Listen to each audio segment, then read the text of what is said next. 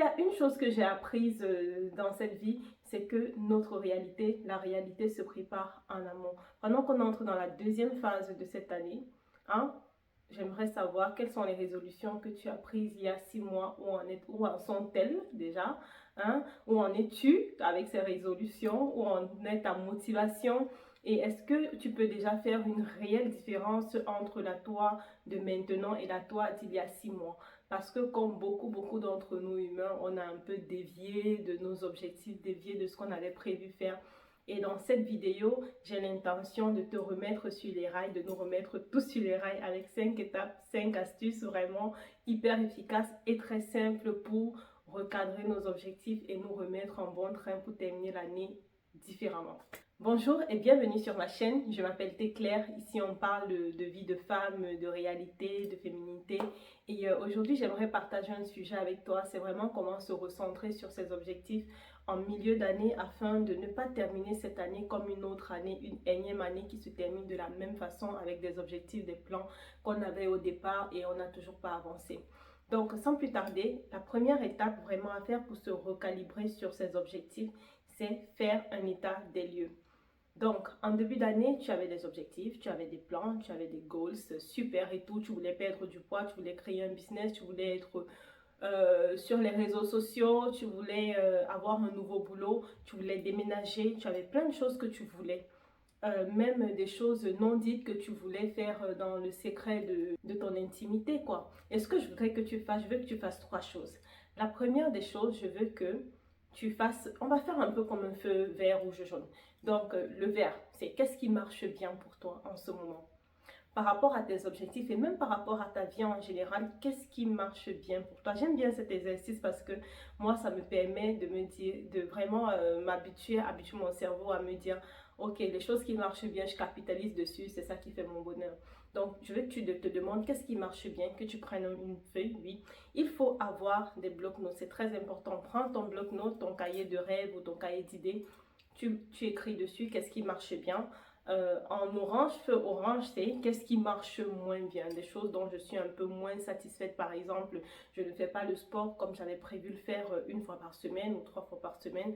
Comme par exemple, les choses qui marchent moins bien, je mange un peu moins bien, je mange bien 1 fois par semaine, les 6 autres jours, je mange très mal. D'autres exemples comme ça, des choses qui marchent moins bien pour toi dans tes objectifs, dans ce que tu as mis en place. Et alors, la troisième des choses, c'est qu'est-ce qui est une catastrophe? Donc, c'est qu'est-ce qui ne marche clairement pas, qu'est-ce qui ne marche pas du tout pour toi en ce moment depuis ces 5 derniers mois, qu'est-ce qui ne marche pas pour toi, que tu écrives ça. Par exemple, tu manges hyper mal, mais là vraiment, ça ne marche pas du tout pour toi de t'organiser pour faire des repas sains, ça ne marche pas du tout pour toi de t'organiser pour avoir un environnement de vie propre, parce que tu ne trouves pas le temps, mais vraiment, ça ne marche pas pour toi. Donc là, c'est un échec total. Les choses qui ne marchent pas du tout pour toi pourraient être le fait que tu aies pris un abonnement dans une salle de sport, par exemple, et que pour toi, ça ne marche pas de trouver le temps pour y aller. Et donc, peut-être que ça marchera un peu mieux si tu le faisais chez toi, ou bien dans ton quartier, ou bien en groupe. Des choses qui ne marchent pas du tout pour toi, par exemple, pourraient être ta décision de changer de coiffure, te mettre toujours belle sur H24, te faire un full face make-up tous les jours. Peut-être que ça ne marche pas pour toi parce que tu ne trouves pas le temps, tu ne te sens pas à l'aise et tout. Et donc, tu vas peut-être réfléchir comment réadapter ça. Non, ça ne marche pas. Je ne peux pas être la grande clean girl, full face make-up, tout ce que tu veux. Mais je peux trouver un juste milieu. Donc, c'est cet état des lieux que je veux que tu fasses. Et quand tu étales tout ça, il faut que tu réfléchisses.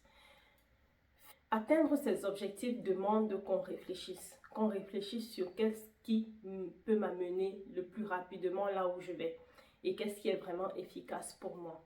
Donc, tu étales tout ça, tu regardes bien ce que tu pourrais faire, pourquoi les choses n'ont pas bien marché, qu'est-ce qui n'a pas bien marché, qu'est-ce qui ne marche pas du tout, pourquoi, et qu'est-ce qui marche bien, pourquoi. Trouve tes motifs, tes leitmotifs, tes mobiles pour ne pas faire ou pour faire certaines choses et vraiment analyse-toi, juge-toi, regarde ta réalité en face. Ensuite, en deuxième lieu, j'aimerais qu'on fasse un inventaire. Donc, tu vas faire un inventaire, tu vas prendre encore, toujours, tu vas tourner la page, tu vas aller sur la page qui suit. On va faire un inventaire de ce qu'on a. Parce qu'il faut savoir que notre cerveau ne fait pas la différence entre ce qu'on a vraiment accompli et nos peurs et nos croyances et le virtuel. Donc, quand tu envoies le message à ton cerveau qu'on ne fait rien du tout, ton cerveau, tout ce qu'il veut, c'est te protéger. Si tu envoies le message « je n'ai rien fait », il sait que tu avais dit à un moment que tu allais faire tel truc. Si tu ne l'as pas fait, c'est parce que peut-être que c'est mauvais pour toi et il va te protéger de faire ce qui est bien pour toi parce que son rôle, c'est de te protéger. Si tu as peur de faire un pas en avant, il va t'empêcher de faire ce pas en avant parce qu'il se dit si tu as peur, c'est que ta peur est réelle. Et ça nous a toujours protégé, ça a toujours protégé les êtres humains depuis la nuit des temps. Sauf que maintenant, on n'a plus ces dangers-là. On n'a plus le danger de j'ai peur de sauter dans la falaise et il t'empêche de sauter dans la falaise. Non, on n'a plus le danger de j'ai peur de sortir la nuit dans les bois, un lion va me manger. Non, on n'a plus ce danger-là. Donc, ce que je veux que tu fasses, c'est qu'on reprogramme ton cerveau. Donc, tu vas dire à ton cerveau ce que tu as accompli, ce qui marche bien pour toi. Là encore, tu vas faire deux colonnes. La première colonne, c'est que tu vas dire ce qui marche bien, genre tes réussites de ces 5 derniers mois qui se voient, qui se sont vues. Par exemple, si tu as changé de boulot, par exemple, si tu as changé de look, par exemple, si tu as perdu du poids, par exemple, si tu as fait tes repas sains comme tu voulais. Donc, tu vas mettre tes réseaux, des choses positives que tu as accomplies qui se sont vues, qui se voient, que genre on voit que ah oui, c'est positif et tout. Ne néglige rien du tout. Ne néglige rien du tout. Par exemple, je pourrais moi mettre dans mes trucs, dans mes accomplissements visibles de ces 5 derniers mois, le fait que je n'ai pas fait je suis pas allée faire la manicure en mode résine, mettre des faux ongles et tout ce que j'ai aimé pendant longtemps. Et j'avais pris la résolution de ne pas en faire cette année et de juste apprécier mes ongles tels qu'ils sont. Et vraiment, je me sens très très bien comme ça. Et donc, c'est une chose positive. Donc, mets des choses positives comme ça, ne néglige rien. Même si elles sont vraiment infimes, ne néglige rien. Ensuite, tu vas mettre des choses dans une autre colonne, tu vas mettre les choses qui se voient moins. Donc, c'est des résolutions un peu plus internes du genre, par exemple, tu avais pris la résolution de te défendre, de ne plus laisser les choses passer qui te gênent vraiment. Et tu te rends compte que ces derniers mois, quand il s'est posé un problème, tu t'es défendu. Quand on t'a parlé d'une façon rabaissante, tu t'es défendu. Dans toutes les situations, tu as été là pour toi. Même si c'était 4 situations sur 6, tu as été là pour toi. Mettre le fait que, par exemple, tu ne t'es pas laissé emporter par une sortie un week-end alors que tu avais besoin de te reposer de la semaine difficile avec tes enfants, avec ta famille. Mettre le fait que tu es passé des choses internes comme ça où tu as passé, peut-être que tu as passé du temps à faire tes journaux, à écrire, à méditer, à faire du journaling. Ça t'a fait du bien. Donc, tu notes ça, tu notes tous les accomplissements. On ne néglige rien du tout. Ensuite, en troisième étape, ce que j'aimerais que tu fasses, c'est on va remettre les pendules à l'heure.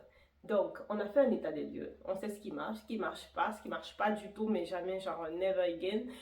Ensuite, on a vraiment fait l'inventaire. On a dit, ok, dans ce qui marche bien, voilà ce que j'ai accompli. Donc, ton cerveau, là, maintenant, il est boosté à fond. Il dit, ah oui, ça, c'est ce que j'ai envie de faire. C'est comme ça que je veux être et tout. On va refaire encore et encore. Donc, ce que je veux, on va remettre les pendules à l'heure.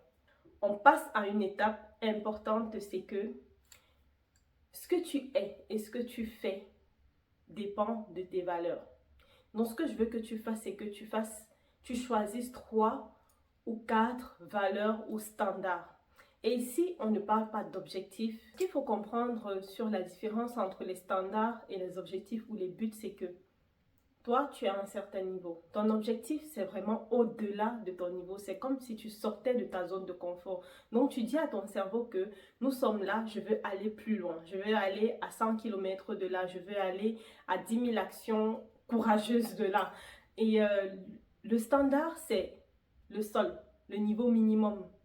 C'est vraiment le niveau en dessous duquel tu ne peux pas descendre. Voilà.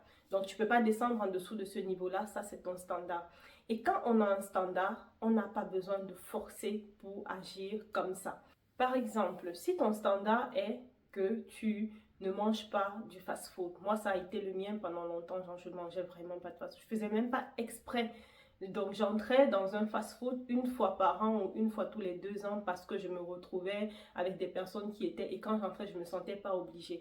Mais vraiment, je ne me sentais pas du tout obligée parce que c'était mon standard. Ce n'était que naturel. Donc, ton standard peut être ça. Donc, mon standard, c'est que je ne mange pas à partir d'une certaine heure. C'est comme ça. Non, même si je fais tout, je mange avant l'heure et puis c'est comme ça. Ton standard peut être aussi sur le sport. Tu peux te dire que moi, à partir de maintenant, mon standard, c'est 1 fois, 3 fois de sport par semaine. Je ne me sentirai pas mieux sans.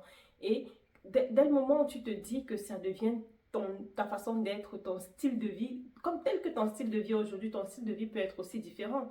Hein? Ton standard peut être que moi, le matin, quand je me lève, je ne touche pas mon téléphone.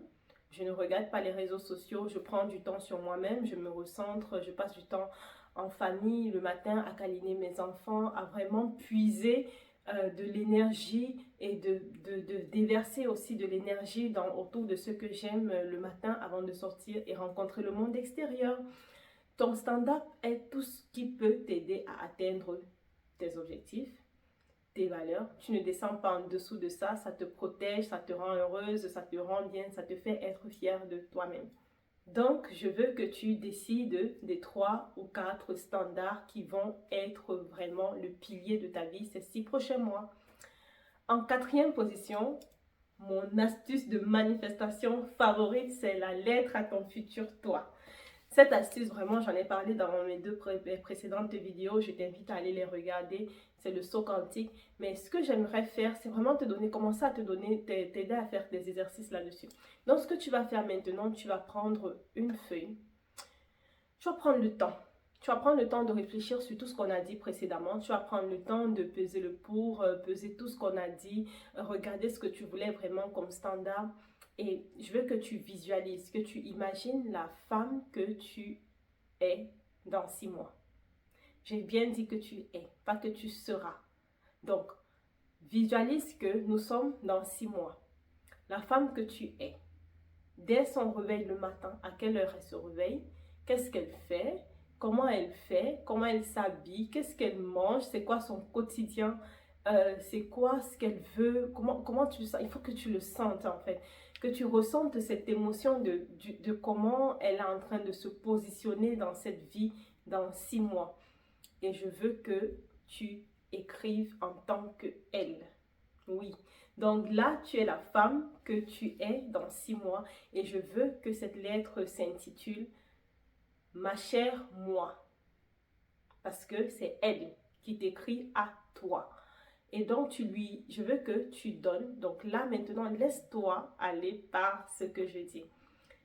Ferme les yeux, écoute-moi bien. Tu es la femme que tu es dans 6 mois. Dans 6 mois, tu es ce que tu veux être.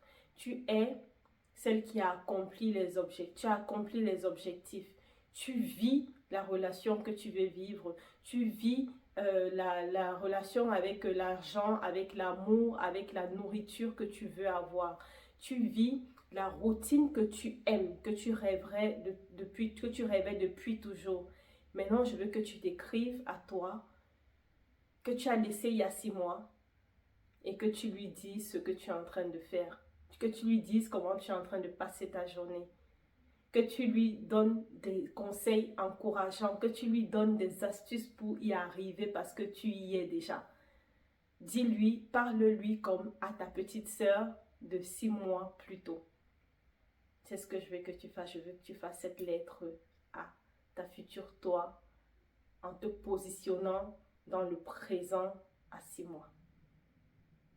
Si je n'ai pas été claire, ou bien si tu as eu du mal à comprendre ce que j'ai dit, n'hésite pas à me laisser un commentaire en vidéo et je ferai une autre vidéo pour mieux t'expliquer ça et tu verras à quel point cette astuce est puissante. Après que tu aies fait ça, on passe à la dernière étape de notre recalibrage vers nos objectifs et vers ce qu'on veut être. La 5e étape, c'est que ce que je veux, tu as fait la lettre, tu as fait tout ce qu'on a dit de faire plus haut. Maintenant, je veux qu'à partir de maintenant et dans les prochains jours, dans les prochains 6 mois, tous les matins en te réveillant, quand tu ouvres tes yeux, je veux que la première chose à laquelle tu penses.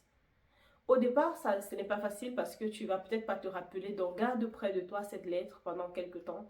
Parce que la première chose à laquelle tu penses le matin, je veux que ce soit tes objectifs.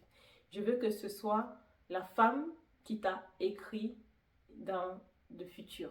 Oui.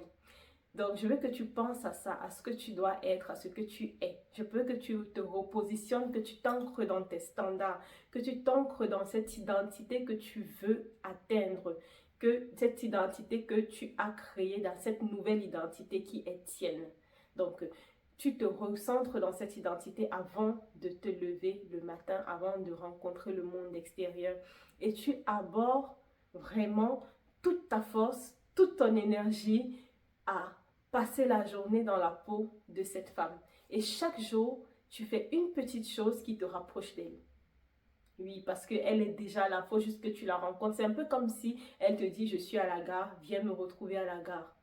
Le temps, tu vas faire plusieurs pas pour arriver à la gare et pour la retrouver. Donc, ce que je veux, c'est que tous ces petits pas que tu vas faire pour la retrouver à la gare, et soit tout ce que tu vas faire tous les jours pour la retrouver dans 6 mois, qui est la gare. Profite du voyage. Moi, c'est ce que j'aimerais beaucoup vraiment pour les prochaines 6 mois. C'est que par rapport à ce que je veux, être plus constante, par exemple, sur YouTube, vous apporter autant que je peux toute mon expérience, tout ce que je sais, ça me plaît beaucoup de partager avec vous.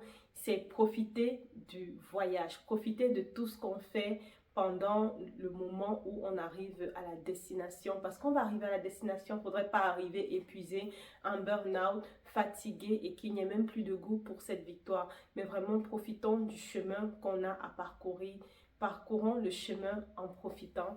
Et quand les moments seront difficiles, on va les affronter toujours dans cet esprit de on est en train d'aller quelque part, je plonge, il n'y a pas une autre option. Merci de m'avoir écouté, j'espère que ça vous a plu. J'espère que tu as été inspiré pour te recalibrer dans ce que tu veux, dans tes objectifs des 6 prochains mois. À bientôt pour une prochaine vidéo. Au revoir.